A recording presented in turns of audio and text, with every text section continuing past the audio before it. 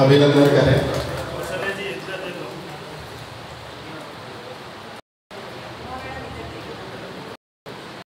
इसी कड़ी हमारे अध्यक्ष के रूप में ताली बजा के उनका भी स्वागत किया हुआ है।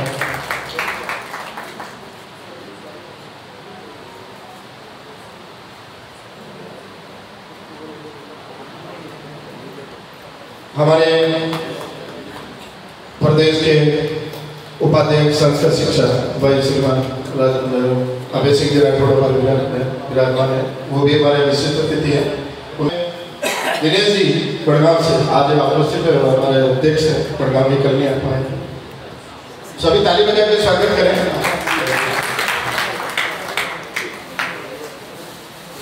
आपका भी पगड़ी से स्वागत करा हुआ तिलक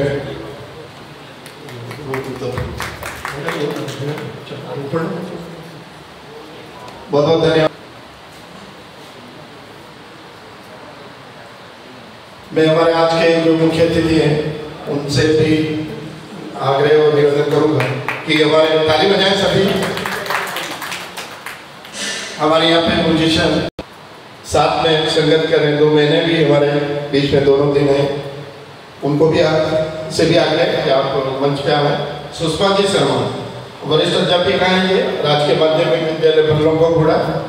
एक बहन और है बस वृंदा दीक्षित जी, वरिष्ठ अध्यापिका है आप राजकीय उच्च माध्यमिक विद्यालय बलीचा में, वो भी पता है। और हमारे प्रदेश पर्यवेक्षक महिला और प्रदेश महिला मंत्री से आग्रह करूंगा कि उनका उपर्ण से तिलक उपर्ण और तिलक से स्वागत कराए।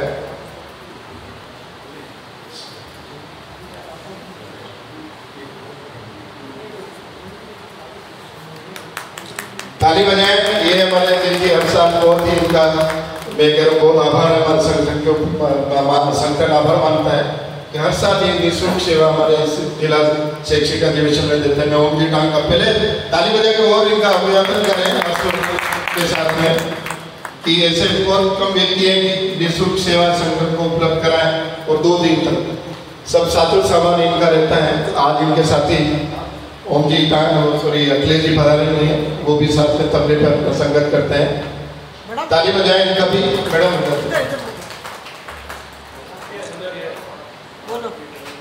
इन्हें भी स्मृति चिन्ह प्रदान करें।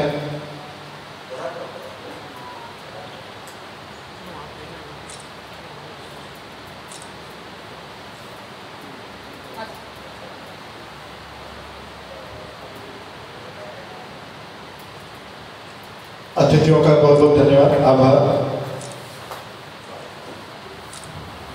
अब मैं हमारे मुख्य अतिथि हमारे राजस्थान के मुखिया, हमारे शिक्षा जगत संगठन के मुखिया आदरणीय रमेश जी वैसा पुष्करना साहब, साथ ही मंच पर विराजित रमेश जी शुक्ला साहब, जिले के पर्यवेक्षक के रूप में मंच पर विराजित बहन जयमाला जी पानेरी, जिला संगठन मंत्री आदरणीय परसाई साहब, प्रदेश उपाध्यक्ष अभय सिंह जी राठौड़ साहब, कार्यक्रम का संचालन कर रहे मेरे साथी जिला मंत्री आदरणीय बागड़ी साहब, सामने विराजित अनुशासन समिति के प्रदेश के पूर्व संयोजक आदरणीय सुंदरलाल जी जैन साहब, दवे साहब, भैरूलाल जी भाई साहब, जगदीप जी भाई साहब, सभी वरिष्ठ साथीगण और मेरे शिक्षक संघ के विभिन्न उप शाखाओं से पधारे हुए सभी साथीगण, जिला कार्यकारिणी के सभी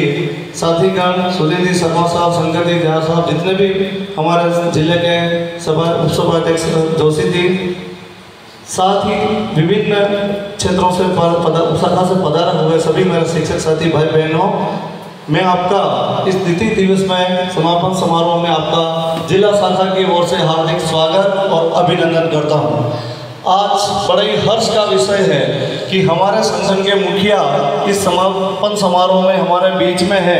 तो निश्चित रूप से हमने जो आज जितना भी कार्यक्रम किया है, क्या अपने समस्याएं आई है, खुला मंच में जो भी वार्ताएं हुई है, तो उस सभी समस्याओं को संकलित करके हम आदरणीय प्रदेश अध्यक्ष को भेजेंगे और निश्चित रूप से प्रदेश की जो समस्याएं होगी उसका प्रदेश से निराकरण करवाया जाएगा।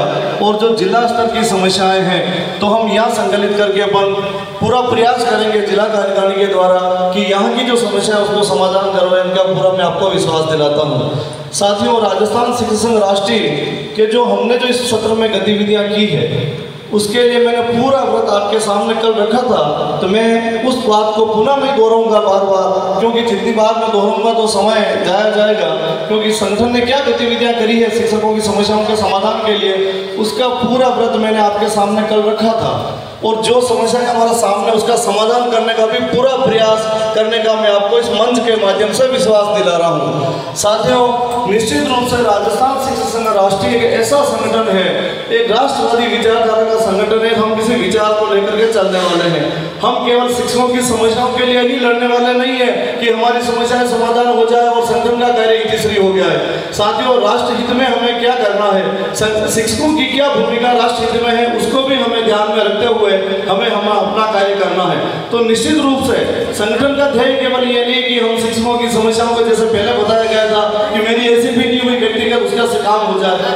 साथियों, हम वृहद स्तर पर सोचने वाले हैं और आप सबके सहयोग से मैं आदरणीय पुष्पना साहब को विश्वास दिला रहा हूँ कि राजस्थान में उदयपुर जिला प्रथम सदस्यता के रूप में पहले था और आज भी 8,094 की सदस्यता जो हुई है वो सारा श्रेय मेरे सामने विराजी जो संगठन के कर्मठ कार्यकर्ता है इनको जाता है। वैसा इन्होंने अपने अथक प्रयास से यह सदस्यता बरकरार रखी, नहीं बल्कि उससे और बढ़ाने का काम किया है। तो जिला शाखा की ओर से मैं पुनः से आप सबका आभार व्यक्त करता हूँ और आप इसी तरह से संगठन के साथ हमेशा लगे रहे, ऐसा मैं आपसे अपेक्षा करता हूँ। राजस्थान शिक्षक संघ जिंदाबाद, जिंदाबाद, राजस्थान शिक्षक संघ जिंदाबाद, जिंदाबाद। एक मैं छोटी सी बात और रखूंगा कि इतनी सदस्यता में हर बार हमारे गिरवा की सदस्यता जो है वो 1373 हुई है। उसके लिए दवे साहब को और उसकी पूरी टीम को भी मैं बधाई देता हूँ और आभार व्यक्त करता हूँ। इसी के साथ पीछे से निवेदन करूँ कि उपशाखा मावली की सदस्यता इस बार 1511 रही है। तो मैं इसके 1511 के सभी साथियों को भी बधाई देता हूँ। सभी ने प्रयास किया है, बहुत अच्छी संख्या में कुल मिला के जिले की सदस्यता अच्छी हुई है। जितने भी प्रदेश से कार्यक्रम हमें दिए गए थे सभी इस कार्यक्रम समय पर हमने समाप्त करने का पूरा प्रयास किया है। आपके चुनाव का कार्यक्रम था, हमने निश्चित समयावधि में व्यस्ततम कार्यक्रम होते हुए भी, संगठन की विभिन्न गतिविधियां होते हुए भी सभी कार्यकर्ताओं ने सहयोग से और वरिष्ठ लोगों के मार्गदर्शन से समय पर उसको समापन किया है। इसके लिए भी मैं सभी साथियों का आभार व्यक्त करता हूँ। साथियों, समस्याएं बहुत है, मैं ज़्यादा समय नहीं लूँगा और कुछ बात जो है उसके ऊपर मैं व्रत बार बार नहीं रखूँगा, लेकिन मैं एक विश्वास आपको दिला रहा हूँ कि अगला सम्मेलन हम सभी के सहयोग से अपने भवन, खुद के भवन में करवाने का प्रयास करेंगे। ऐसा मैं विश्वास सभी साथियों के सहयोग से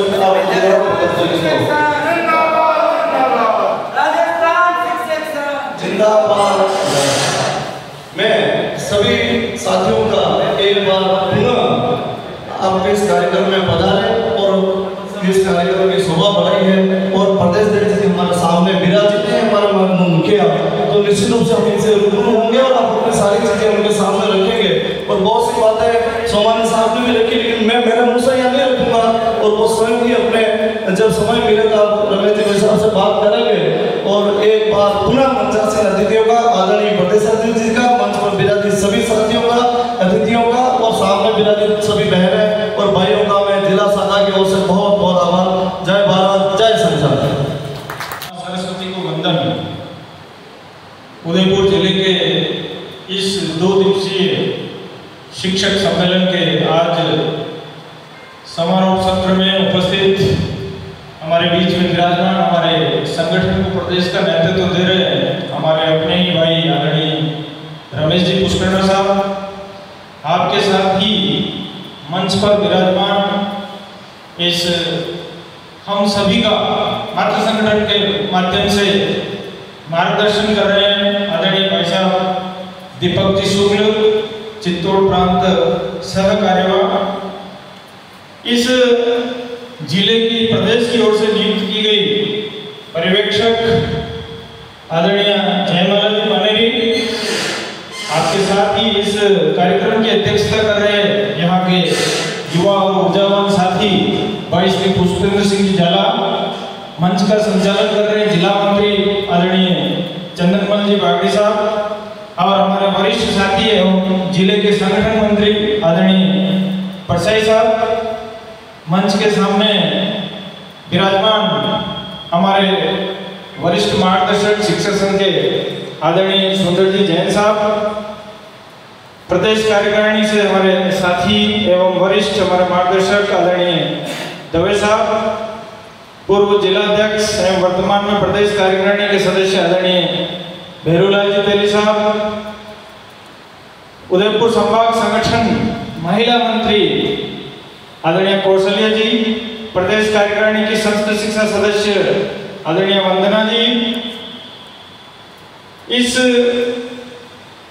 पंडाल में विराजमान हमारे विभिन्न संगठनों में कार्य कर रहे धर्म जागरण में आदरणीय कृष्णकांत जी पाटिल साहब, आपके साथ ही जो आजकल आप अखबारों में खूब देख रहे हैं सहकार पार्टी में चित्तौड़ प्रांत के मंत्री है आदरणीय राकेश जी पालीवाल, अपने जिला कार्यकारिणी के सदस्य भी हैं। मीडिया के साथ ही उपस्थित सभी जिला कार्यकारिणी के आदरणीय सदस्यों, उप शाखाओं के दायित्ववान जिला उप शाखा अध्यक्ष जी, मंत्री जी, सभी दायित्ववान साथियों, उपस्थित मातृशक्ति, आप सभी के कारण उदयपुर जिला आज सदस्यता के तौर पर पुष्प पल्लवित हो रहा है। ये सच है और इस सब के पीछे वरिष्ठों का मार्गदर्शन और आप सभी की जो धरातल पर मेहनत है उसके कारण ये संभव हुआ है। और हम निश्चित रूप से संगठन को इसकी रीति नीति के अनुरूप आगे बढ़ाने का प्रयास करेंगे, क्योंकि हमारे बीच में खुले सत्र में बहुत सारी समस्याएं आई थी। शिक्षकों की प्रदेश अध्यक्ष जी विराजमान हैं, 11 सूत्रीय आंदोलन को लेकर क्या क्या वार्ताएं हुई हैं और वर्तमान में क्या स्थिति है उस पर विस्तृत रूप से आप प्रकाश डालेंगे। भवन निर्माण के बारे में पुष्पेंद्र सिंह जी जाला साहब ने बोल ही दिया है, बार बार उस पर चर्चा करना ठीक नहीं है। पूर्व अपने प्रदेश अध्यक्ष जी ने जिला कार्यकारिणी को अधिकृत कर रखा है और अगले वर्ष जो अपना सम्मेलन होना है वो अपने नवीन भवन में होगा, ऐसा जिला अध्यक्ष जी ने आश्वस्त किया है। मैं इसके लिए आपको बहुत बहुत बधाई देना चाहूँगा। और सांस्कृतिक रूप से वर्तमान में जो देश में और राज्य में जो परिस्थिति चल रही है उसको लेकर एक हमारी बहुत बड़ी जिम्मेदारी है। विश्व परिदृश्य को भी अगर हम देखते हैं, चाहे हमास को देख लो, इजराइल को देख लो, या अपने ही देश में मणिपुर और साउथ में जाएं आप, सनातन को किस तरह से चोट करने का प्रयास किया जा रहा है और किस तरह से असुरी शक्तियां जागृत हुई है। इसको लेकर लोकमत परिष्कार पर आदरणीय भाई साहब हमारे बीच में विराजमान है, निश्चित रूप से हमारा मार्गदर्शन करेंगे। मैं एक बार पुनः इस संगठन का सिपाही होने के नाते आप सभी का बहुत बहुत हार्दिक धन्यवाद और अभिनंदन करता हूं। और एक सफल कार्यक्रम आप सबने मिलकर किया है। विपरीत परिस्थितियां थी, चुनावों का प्रशिक्षण चल रहा है, लेकिन आपने उस व्यवस्था से आगे बढ़ते हुए इस कार्यक्रम को हमारे संगठन ने कराया है। अन्य बहुत सारे संगठन हैं जिन्होंने कार्यक्रम ही स्थगित कर दिए गए, लेकिन कुछ संगठनों के ने भी करवाया और हमारे संगठन के पूरे राजस्थान में सभी जिलों में ये कार्यक्रम हुआ है। आप सभी एक बार पुनः बधाई के पात्र हैं। और मैं कुछ पारिवारिक समस्या से मैं जाना चाह रहा था, इसीलिए मैं जिला मंत्री जी से आग्रह किया था मुझे थोड़ा जल्दी आप बोल दें, मैं कम बोल के निकल जाऊंगा। आप सभी से क्षमा चाहते। हमारे यहाँ अधिकार थे या अधिकार नहीं मिले, आवश्यक है ये आधा पक्ष 50% इस भाग में चर्चा होनी स्वाभाविक है, तो होना भी चाहिए। और आधा पक्ष वो है हमारे शिक्षक संघ की स्थापना का मूल विषय क्या है, वो 50% है, वो है राष्ट्रीयता। शिक्षक संघ राष्ट्रीय का निर्माण क्यों हुआ? होता है निर्माण, हो सकता है कोई दाएं बाएं भटकाव आया, पुनः सब और पुनः एक दिशा में पुनः चलने के लिए हम आतुर हो जाते हैं। हमारे पुराने लोग बैठे हैं, वो जानते हैं। कई बार इन्होंने अगर दिशा से शिक्षक संघ दाएं बाएं हो रहा है तो इन्होंने पुनः एक से संबद्ध कर दिया है और पुनः उस दिशा में प्रारंभ किया। और जो भटका वो ज्यादा लंबा नहीं चला। क्यों ऐसा क्यों? इसलिए कि हम एक विचार को लेके चले हैं, एक दिशा को लेके चले हैं।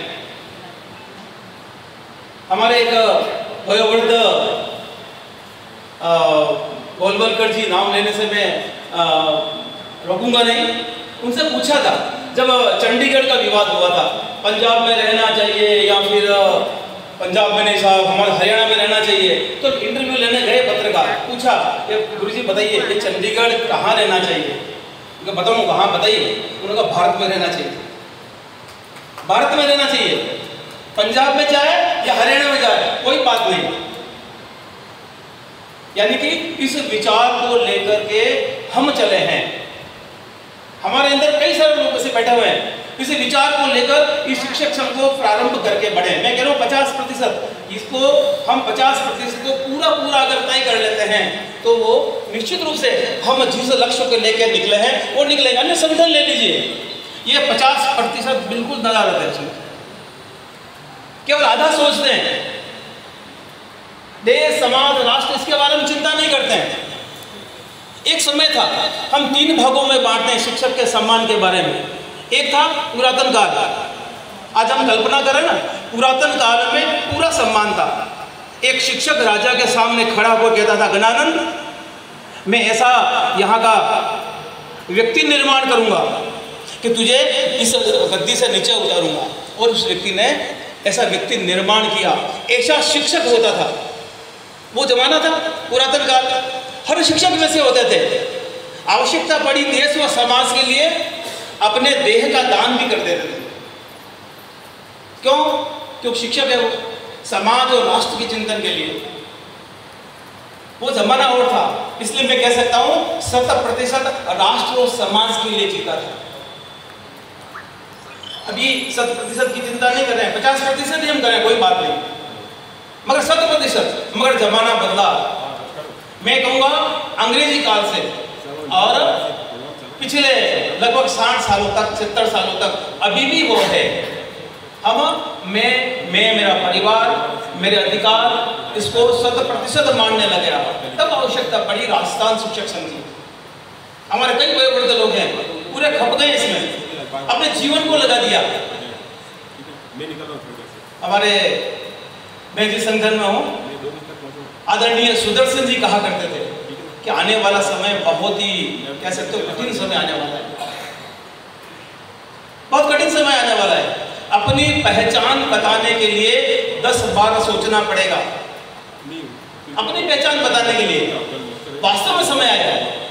आपके साथ में खड़े रहने वाले सब प्रयास करेंगे, केवल राष्ट्रीय विचारधारा एक तरफ रहेगी, से समस्त विचारधारा एक तरफ हो जाएगी। तब समझना कि वह सबसे बड़ा, कह सकते हो कि हमारे सामने चैलेंज है और वो आ चुका है। वो निर्णायक, अभी वाला समय ना निर्णायक है। आप देखिए, भारत माँ को जय करने वाले, भारत माँ को जय की प्राप्ति हो, हमारा भारत है ना पूर्ण विकसित हो और राष्ट्रीय विचारधारा स्थापित हो, ये विचार रखने वाले एक स्थान पर आए। मैं यहाँ तक कहता हूँ कि बड़े दम से कहते थे इस जन्मभूमि को, राम जन्मभूमि को हमने किया है, ऐसे महाराष्ट्र के कहने वाले लोग, वो भी अभी राष्ट्रीयता को छोड़ के भाग चुके हैं, क्योंकि इसमें सब लेना ही है। आप देखिए, तो जो राष्ट्रीय विचारधारा को लेकर के चलने वाले थे वो एक तरफ है, शेष समस्त विचारधारा एक तरफ हो गई है। इसका मतलब है आज हमें राष्ट्रीय विचारधारा पर चलते हुए एक साथ में हाथ पकड़कर चलना होगा। छोटी मोटी बातें हो सकती है, छोटी मोटी बातें आज मेरे से हो सकता है, आपका सोचना ठीक नहीं हो सकता है आपके लिए मेरा विचार व्यक्तिगत ठीक नहीं हो, मगर आज समय आ चुका है। ऐसा कोई समय था क्या कि हमारी संस्कृति को कोई बाहर दक्षिण बैठा हुआ गाली दे देवे, वो कोरोना कह देवे? चलो एक व्यक्ति ने कह दिया कि सनातन कोरोना है, क्या वहाँ के आसपास के लोग, दूसरे लोग, अन्य लोग भी हैं विचारधारा लोग, उसका विरोध नहीं कर सकते? नहीं, सहयोग करने लगे। क्यों? क्योंकि मुझे लाभ नहीं होगा। कौन ठीक करेगा? एक शिक्षक। कौन ठीक करेगा? एक समाज का राष्ट्रीय विचारधारा का व्यक्ति। आज बदलाव आ चुका है। आज इन विचार को मंच से रख सकते हैं। आज से 20 साल पहले इन विचारों को मंच से रखा नहीं जाएगा। कारण क्या? उन पर छाप लगा दी जाए सांप्रदायिक। ये विचार धर्मनिरपेक्ष नहीं है, धर्मनिरपेक्षता तोड़ने वाले हैं। मगर आज जो समय बदल चुका है, धर्मविहीन व्यक्ति पशु के समान है। धर्मविहीन राष्ट्र खोखला है। धर्म की परिभाषा हमारे कुछ लोगों ने अंग्रेजों के विचारधारा से जुड़ करके धर्म की विचारा पंथ और संप्रदाय से लेकर के हमारे संविधान के अंदर धर्म को रिलीजन या फिर पंथ मानते।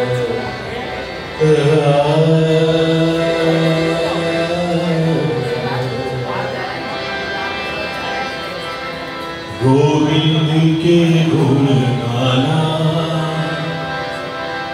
मैं तो, गोविंद के गुण गाना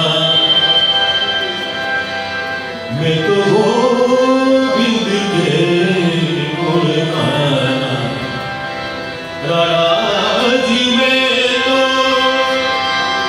गोविंद के गुण गाना मैं तो, गोविंद के गुण गाना मैं तो, गोविंद के गुण गाना। गोविंद गोविंद गोविंद गोविंद गोविंद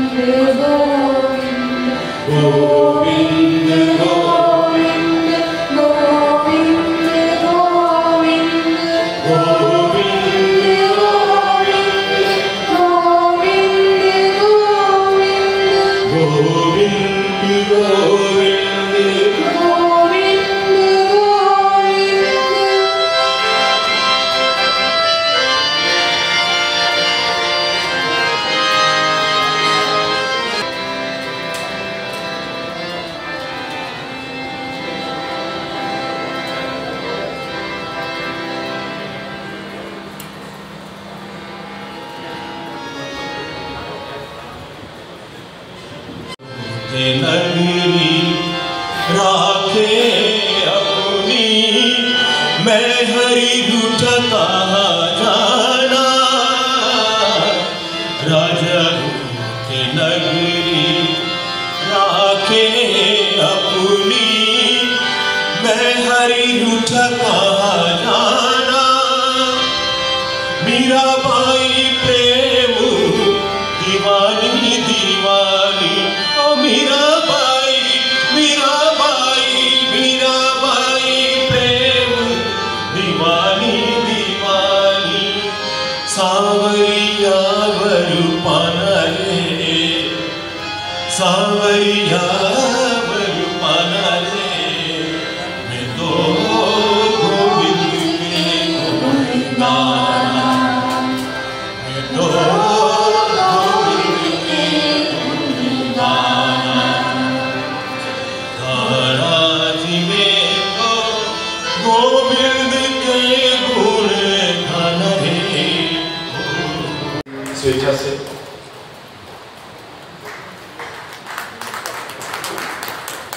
अध्यक्ष जी का आभार। अब मैं हमारे भारत माता और माँ सरस्वती के चरणों में प्रणाम करता हूँ। एक बार हम थोड़े शांत भाव से बैठे हैं तो थोड़ा सा कुछ गर्माहट आ जाए, तो इसलिए एक बार भारत माता का जयकार लगाएंगे। बोलिए भारत माता की जय, भारत माता की जय। उदयपुर जिले के आज द्वितीय दिवस का शैक्षिक सम्मेलन संपन्न होने जा रहा है। इस शैक्षिक सम्मेलन में हमने 2 दिन तक शिक्षा, शिक्षक और विद्यार्थी और समाज का चिंतन हमने किया होगा। इस चिंतन मनन के दूसरे दिन हमारे आज के जो अतिथि हैं, क्योंकि बाकी हम सब तो लोग तो घर के हैं, पर आज जो अतिथि के रूप में हमारे बीच दीपक जी शुक्ल, सह प्रांत कार्यवाह, राष्ट्रीय स्वयंसेवक संघ, आपका हम अभिनंदन करते हैं कि आपने समय निकाल करके और हमारा चिंतन मनन में आपने जो समय दिया, मैं आपका आभारी हूँ। मंच पर विराजमान इस जिले के जिलाध्यक्ष भाई पुष्पेंद्र जी, प्रदेश में हमारे बहनों का नेतृत्व कर रही आदरणीय बहन प्रदेश की महिला मंत्री और इस जिले की निर्वाचन अधिकारी आदरणीय जयमाला जी, प्रदेश के हमारे सभी साथी आदरणीय अभय सिंह जी चले गए हैं, बहन वंदना जी, मीडिया प्रकोष्ठ के हमारे आदरणीय जैन साहब, आदरणीय राजेंद्र सिंह जी, संभाग के आदरणीय जसवंत सिंह जी और जिले के संगठन मंत्री हमारे आदरणीय पुरुषोत्तम जी साहब, जिला मंत्री जी बागड़ी जी और जिले की महिला मंत्री, और जिनके नाम मैं लास्ट में ले रहा हूँ क्योंकि उन्होंने हमको उंगली पकड़ करके यहाँ तक पहुँचाया है। आज किसी का बेटा कोई अधिकारी बनता है, कहीं अच्छा काम करता है, जिन्होंने ये सब काम किया, वो अपना पिता अपने आप को सौभाग्यशाली मानता है कि वाह, मेरे ही सामने मेरे बेटा लग गया, नौकरी लग गया, काम धंधा कर रहा है। और जिन लोगों ने हमको यहाँ तक पहुँचाया, हमें उन सब का आभारी। उनमें ज्येष्ठ जो मार्गदर्शक है आदरणीय भैया जी जो यहाँ नहीं है, उनको भी याद करता हूँ, और आदरणीय यहाँ सुंदरलाल जी जैन जो यहाँ विराजे हैं। आप सबके लिए एक बार जबरदस्त तालियां बजाई जाए जिन्होंने ये सारा काम किया है। और मेरे प्रदेश की टीम में दोनों रिटायर्ड साथी आदरणीय जगदीश जी भाई साहब, और जब भी मैं कहीं बाहर जाता हूँ जिनका उदाहरण देता हूँ, वो भी यहाँ बीच में हमारे बीच बैठे हैं। और इस गिरवा की शाखा को जिन्होंने अच्छा खड़ा किया है, हमारे आदरणीय दवे जी, जिनका एक उदाहरण देता हूँ कि आज भी इनके पास सारा वो कई वर्षों का रिकॉर्ड इनके पास है कि किन को कब कब मैंने सदस्य बनाया। और मैं तो इनसे आग्रह करूंगा ये चेला और मूड लेना कि आपका काम वो हमेशा आगे बढ़ाए। तो ऐसे आदरणीय दवे साहब जिन्होंने यहाँ पूरा समय देकर के काम किया, और आज भी दो जिलाध्यक्ष हमारे यहाँ हैं, आदरणीय बेरूलाल जी, और सभी इस जिले के वरिष्ठ मीडिया के हमारे आदरणीय मेहता जी, सभी जिले के पदाधिकारीगण और कार्यकर्ता बहनों,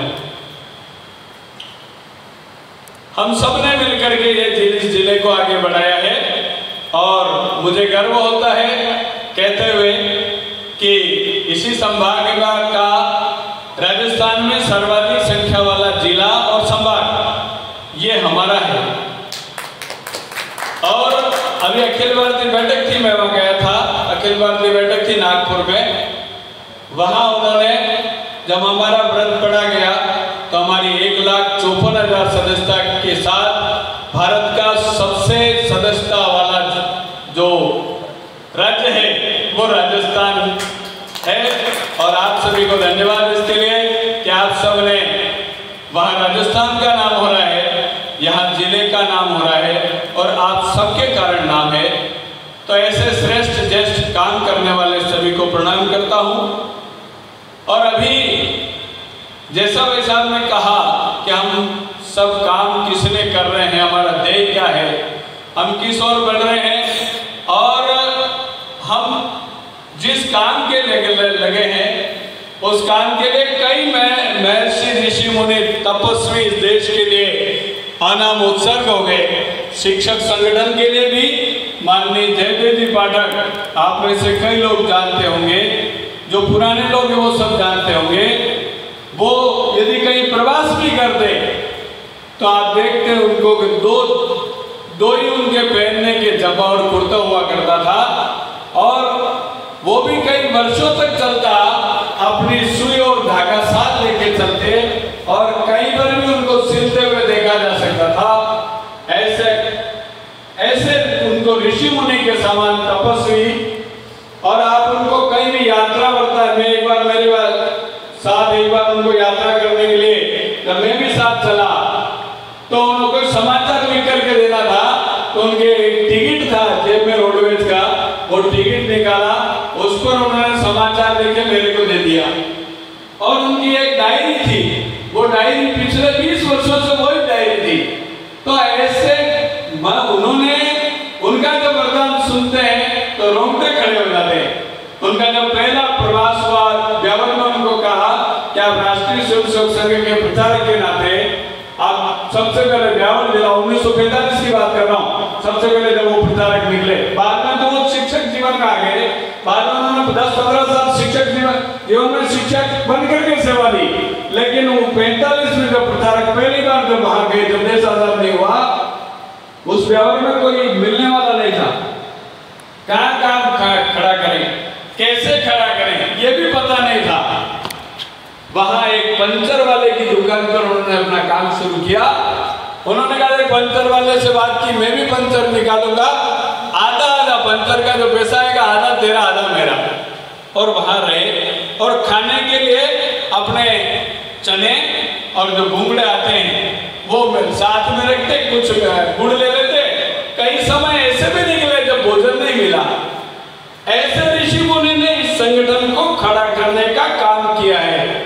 आज वैसी स्थिति नहीं है कि उस ऋषि ने जैसा तपस्या की तब किया, आज वो कठिनाई भी नहीं है। आज उतना हम वैभव संपन्न है, धन संपन्न है, कोई पैसे की कमी नहीं है। लेकिन ऐसे ऋषि मुनि जिन्होंने संगठन के लिए अपना सर्वस्व न्यौछावर कर दिया, आज हम आकलन करें क्या उनमें से हमारा कुछ तपस्या का भाग जाता है क्या? ये विचार करें। विचार का प्रश्न ये है कि उन्होंने जितना प्रयत्न किया, मैं कभी कभार यहाँ उदयपुर जिले में हम यहाँ आ जाते थे काम के लिए, तो यहाँ के दो लोग तो लड़ ही जाते, एक तो सुंदर जी साहब, एक भैया थी, दोनों तो लड़ ही जाते, क्यों आए, क्या काम था तुम्हारे? हम वहाँ यहाँ किस लिए बैठे हैं, वहीं से फोन कर देते, हम यहाँ काम करके भेज देते। ऐसे कितनी मेहनत की होगी उन अधिकारियों पर, कितना प्रेशर बनाया होगा उन लोगों ने। तो इसके कारण आज हमें, और आज हमने जो खड़ा किया है उस संगठन में, अब हमारा क्या सहभाग है, हम क्या कर सकते हैं, इस देश के लिए क्या कर सकते हैं, संगठन के लिए क्या कर सकते हैं, ये विचार करें। तो हम सबसे पहले विचार करते हैं देश के लिए। मैं अपनी मांगों पर भी आऊँगा, वो हम लास्ट में बात करेंगे। पहले हम अपने देश के लिए क्या कर सकते हैं, कैसे विचार हैं, और हमारा देश आज कहाँ है, कहाँ जा रहा है, किसके कारण है, उस पर भी हम विचार करेंगे। अभी आपने देखा होगा प्रधानमंत्री ने अमृत काल की घोषणा की थी कि अब 75 वर्ष पूरे हो चुके हैं और देश का कोई भी व्यक्ति जो जिस समय पैदा हुआ आज वो 75 वर्ष का हो गया है, और 75 वर्ष का हो गया है। अब जो आगे वाला 25 वर्ष है, जब 100 वर्ष पूरे होंगे तब हमारा देश कैसा होगा, कल्पना कीजिए देश कैसा होगा। तो जब देश की कल्पना कर रहे हैं कि देश कैसा होगा, तो हम शुरू करते हैं विचार परिवर्तन का जो विचार है हम शुरू करते हैं अपने परिवार से कि हमारा परिवार कैसा होगा। आज हमारा परिवार कैसा है, कैसा परिवार होना चाहिए, उस पर विचार करें। व्यक्ति निर्माण की बात करते हैं हम, पहले व्यक्ति से शुरू करते हैं, फिर परिवार की बात करेंगे, फिर पड़ोस की बात करेंगे, फिर समाज की बात करेंगे, फिर देश की बात करेंगे। अब विचार करें, क्या हमारे शिक्षक संघ राष्ट्रीय के अनुरूप क्या हम हैं? क्या हम तंबाकू तो नहीं खाते हैं? क्या हम गुटखा तो नहीं खाते हैं? क्या हम सिगरेट तो नहीं पीते हैं? क्या हमारे अंदर कोई सामाजिक बीमारी तो नहीं है? सबसे पहले हम उस सामाजिक बीमारी का इलाज करें, व्यक्ति से शुरू करें, पहले हमसे शुरू करना है। हम यदि ठीक है तो फिर बात करेंगे परिवार की। अब जब पहले हमने बात की, हम ठीक हो गए, अब हमारे परिवार बुलाते हैं, परिवार में क्या हम समय देते हैं? क्या परिवार के लोग 5 लोग एक साथ बैठते हैं नहीं बैठते घर में? शाम को पूजा एक साथ करते नहीं करते? शाम को भोजन एक साथ करते नहीं? कई बार व्यवस्था इतनी होती है कि परिवार में समय ही नहीं है। परिवार वाले कहते हैं समाज सुधारने चले, घर तो सुधर ही रहा है। कई बार ये आता है। तो हम अपने परिवार में कितना कर पाते हैं? क्या सास ससुर को हमने अपने पास रख रखा है? नहीं। क्या माता पिता हमारे साथ रहते हैं? क्या 3 पीढ़ी हमारे एक साथ है नहीं? यदि नहीं है तो विचार करें कि हम अपने परिवार को एक साथ रख पा रहे नहीं पा रहे। दूसरों की बात में करेंगे, अपने परिवार की चिंता हम करेंगे। 4 भाई हैं, वो सब सोचते हैं अपने माता पिता को दूसरा रखे, मैं क्यों रखूं? क्यों मेरे इतने दिन रख लिया, मेरा ही ठेका थोड़ी। आज परिवार में ये बीमारी पैदा हो गई। इस बीमारी को, परिवार की उस बीमारी को ठीक करना पड़ेगा। उस परिवार की इस बीमारी को ठीक करने के लिए बहुत सारे समर्पण करने पड़ेंगे।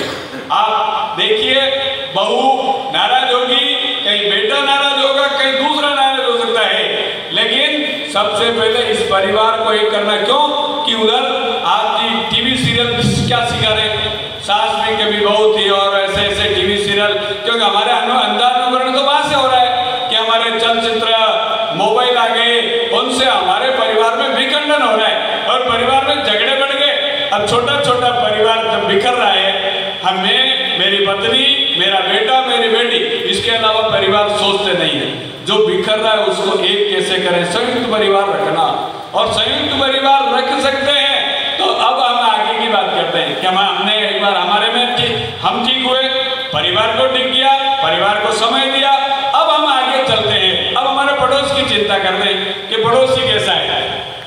अब पड़ोस के लिए भी अब कई सारे बाप, यदि घर से जो ही बाहर निकलोगे, बाहर निकलते ही ऐसा वातावरण है कि समाज का चिंतन जैसा आया। साहब हमारे घर में मैं तो इस जाति का हूँ, वो इस जाति का है, उस जाति को टिकट मिलना चाहिए, उस जाति का ऐसा होना चाहिए, हमारी जाति ज्यादा है, उसकी जाति कम है, ये वातावरण। अब बाहर निकले तो इतना बड़ा वातावरण, अब उसमें हम क्या करें? शिक्षक क्या करें? तो शिक्षक का पहला काम है कि ये जो सारी बीमारियां समाज में फैली है, उन समाज की बीमारियों को ठीक करने का काम हमारा है। क्यों कि हम जिस विद्यालय में जा रहे हैं, जिस विद्यालय में हम पढ़ाते हैं, उस विद्यालय में 6 घंटे बालक हमारे साथ रहता है। अब हम घड़ी देखते हैं, समय हो गया, घंटी लगी और चलो अपने घर। अब ये जो जिनका स्वभाव ये बन गया है, घंटी लगी और घर चलते हैं, जिनका स्वभाव ये बन गया, वो समाज में परिवर्तन नहीं कर सकता। समाज में परिवर्तन करने के लिए जहां हम पढ़ा रहे हैं उसमें हम क्या परिवर्तन कर सकते हैं? उस गांव में क्या हम उस गांव को शराब से मुक्त कर सकते हैं? क्या विचार कीजिएगा, क्या उस गांव में हम कोई चीज परिवर्तन ला सकते हैं? क्या यदि ये परिवर्तन नहीं ला सकते तो हमारा ये राष्ट्रीय का होना कोई मतलब नहीं है। हम किस देश की कल्पना कर रहे हैं? हम परिवर्तन नहीं ला सकते, हम कल्पना कर रहे हैं बड़ी बड़ी परिवर्तन। हमने वहां से शुरू किया, अब वहां परिवर्तन अब परिवर्तन लाए हैं। समाज में यदि ऊंच नीच की भावना है तो मेरे घर के अंदर उस समाज का आदमी आना चाहिए, वो भी भोजन करके जाएगा, उसके साथ हम भोजन करेंगे और हम उस घर में जा सकते हैं नहीं, जिस घर में कोई नहीं जाता उस घर में हम जा सकते हैं नहीं। इतनी कठोरता के साथ यदि काम करोगे तब परिवर्तन आएगा। और सामाजिक समरसता की जो भाई साहब ने बात की, और समाज की समरसता की जो हम सोच रहे समाज ऐसा समाज बनेगा जिसको हम चाहते हैं समरस समाज हो। तो शिक्षक सशक्त है, उसके बाद समृद्ध है, पैसा है, 5-25 शिक्षक मिलकर के अपना कोई प्रोजेक्ट चला सकते हैं। ऐसा चला करके उसको प्लास्टिक को रोकने का प्रयत्न कर सकते हैं। थैलियां बना सकते हैं, कोई थैलियां बांट सकते हैं, बिना थैली के कोई नहीं आएगा, ऐसा हम प्रयास कर सकते हैं। ये दूसरा विषय था। और तीसरा विषय मैंने समरसता का लिया, और चौथा का विषय है कि वोकल फॉर लोकल। पास का पड़ोस में जो है दूर से नहीं लेना। अभी ऑनलाइन सारे लोग ऑनलाइन खरीदारी करते हैं, और काम पड़ेगा तो पड़ोसी के पास ही जाएंगे, इसलिए पड़ोसी के पास से बोलो। दूध आ रहा है तो भारत के किसानों से दूध लो, सीधा दूध लीजिए, आपको भी फायदा होगा। और ये पिज्जा, बर्गर, ये बहुत सारे जो विदेशी प्रोडक्ट है, बासी खाने की आदत पड़ी है, उनको थोड़ा ठीक करिए और पड़ोस को समझाइए, ये बासी खाना छोड़िए, घर का शुद्ध खाना लीजिए, शुद्ध चीजें लाइए, स्वदेशी हो, यानी स्वदेशी भाव का जागरण करना है।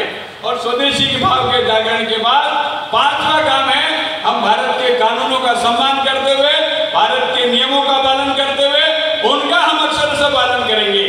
अभी सीट बेल्ट लगाना है, पालन करना है, ऊपर हेलमेट लगाना है, पालन करना है। सभागार में विराजे हुए शिक्षक संघ राष्ट्रीय के सभी जिम्मेदार, दायित्ववान, हमारे वरिष्ठ एवं समस्त उप शाखाओं से पधारे हुए पदाधिकारीगण, कार्यकर्तागण, जैसा कि 2 दिवसीय जिला शिक्षा सम्मेलन हमारा यहाँ आज समाप्ति की ओर है। विषम परिस्थितियों में आचार संहिता के लग जाने से कुछ स्थान को लेकर के समस्याएं हुई थी, उसके बावजूद भी एक सफल संचालन रहा है।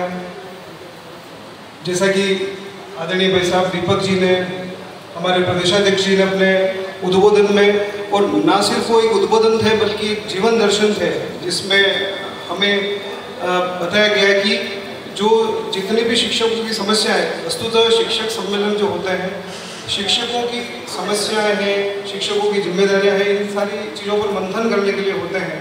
तो उसमें जो भाई साहब दीपक जी ने बताया कि 50% कार्य तो हमारा ये है, बाकी का जो शेष कार्य है, इसी वजह से हमारे संगठन के नाम के आगे XYZ नहीं लग करके राष्ट्रीय लगता है। तो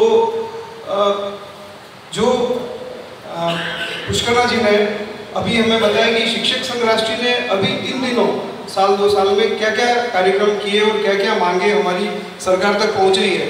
जितनी भी बड़ी बड़ी मांगे, आज जो सुख सुविधाएं जो शिक्षक ले रहे हैं, जिस प्रकार की, चाहे वो आर्थिक रूप से हो, चाहे वो अवकाश के नियम हो, चाहे जो भी हम सुख सुविधाएं जो उपभोग कर रहे हैं, हमारे वरिष्ठ साथी हमारे सामने विराजमान हैं, हमारे वरिष्ठ कार्यकर्ता भी बैठे हुए जानते कि कैसे संघर्षों में, किन मुश्किलों में शिक्षकों ने अपना जीवन निकाला है, कितने दूरस्थ क्षेत्रों में कार्य किया है।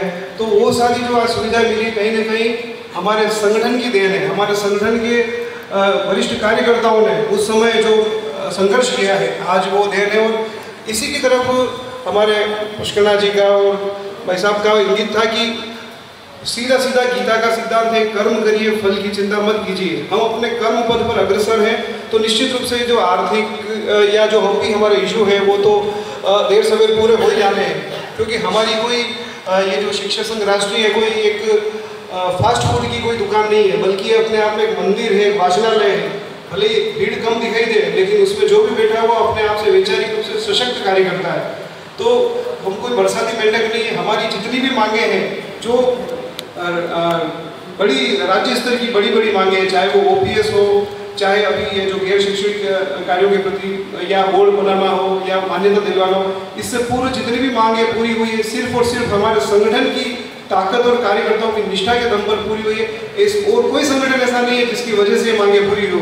ठीक है, कुछ मीडिया में जो चीज़ें छपती रहती है, पूर्ण रूप से अपन उसको सत्य नहीं कह सकते। हाथी के दांत दिखाने के अलग होते हैं और वास्तविक अलग होते हैं। तो जो लाइमलाइट में आता है वो एक बरसाती मेंढक होते हैं।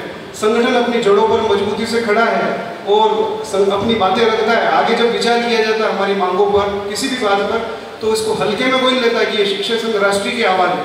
तो निश्चित रूप से आप विश्वास रखें। और मेरे सभी उप शाखाओं के सभी कार्यकर्ता बंधुओं से विनम्र निवेदन है कि अपनी अपनी उप शाखा को बलवान बनाएं, अपने युवा कार्यकर्ताओं को जोड़ें। सच्चाई हमें बतानी होगी कि ये जो आज मांगे हैं, ये OPS की मांग कैसे पूरी होगी।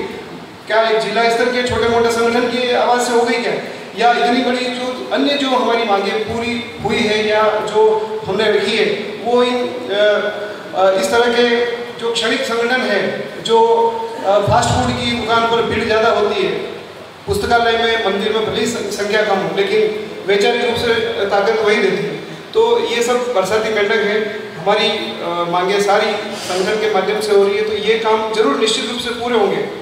और अब जो हमारा भाई साहब ने बताया, दिशा निर्देश दिए, जीवन दर्शन बताया कि हमारा जो राष्ट्रीय जो दायित्व है विषम परिस्थितियों में, और ये कोई प्रत्येक व्यक्ति का एक हमारा कर्म है कि हमें करना है किस तरीके से हम इन विषम परिस्थितियों में हम अपने राष्ट्र को ताकत दे सके, अपना अपना योगदान दे सके, परिवार से लेकर अपने खुद के परिवार से लेकर समाज और राष्ट्र तक। इस पूरे ओजस्वी चिंतन और दर्शन हम सभी को मार्गदर्शन देने के लिए सम्मानित मंच एवं हमारे सभी जो यहाँ पर उद्बोधन हमें दिया है उन सबका मैं आभार व्यक्त करता हूँ। हमारे समस्त कार्यकर्ता जो आज 2 दिनों से यहाँ निरंतर उपलब्ध हैं, कल भी चलो प्रशिक्षण हुए होंगे, उसके बाद जैसे टाइम हुआ वैसे आए, आज भी उपस्थित है। साथ ही भाई साहब रमेश जी ने कहा था कि ऐसे कार्यक्रम करवाना बहुत टेढ़ी खीर है। जिस तरीके से ये जगह स्थान तय किया गया, जो सुविधाएं की गई, मुझे पता है कि हमारे अध्यक्ष साहब सुबह कल 8 बजे आ गए थे और इस कार्यक्रम की तैयारी में लगे हुए थे। उससे पूर्व 2 दिन से हमारे दवे साहब वरिष्ठ कार्यकर्ता भी साथ थे, राजेंद्र सिंह जी थे, जसवंत सिंह जी थे। तो ये सारी व्यवस्थाओं को करना, जगह सुनिश्चित करना, इतना इसके पीछे का जो है नींव की ईंट का जो कार्य होता है उसमें वास्तव में बहुत मेहनत करनी पड़ती है। तो मैं पुनः आप सभी कार्यकर्ताओं का आभार धन्यवाद ज्ञापित करता हूँ। हमारे माननीय सम्मानित मंचासीन अतिथियों का, आपका भी मैं हार्दिक धन्यवाद और आभार व्यक्त करता हूँ। धन्यवाद। जय भारत, जय हिंद।